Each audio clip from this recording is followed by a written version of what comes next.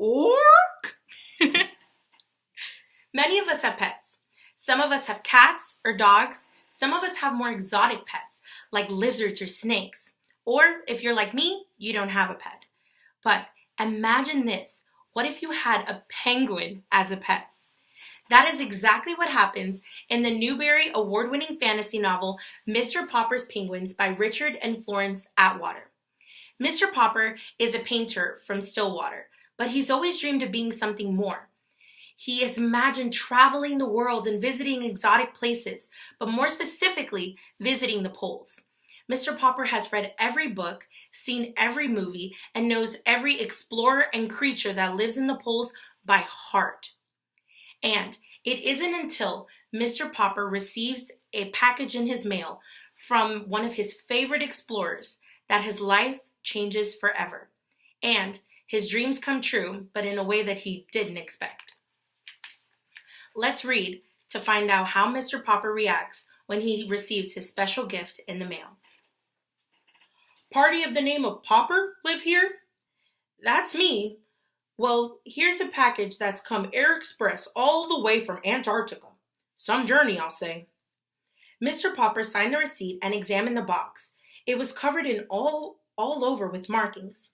Unpack at once, said one. Keep cool, said another.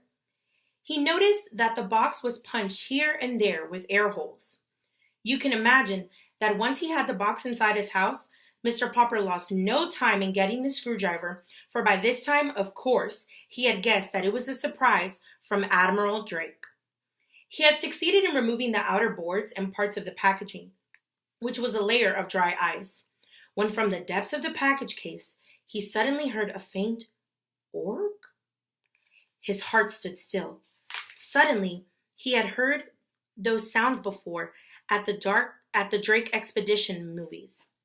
His hands were trembling so that he could scarcely lift off the last of the wrappings.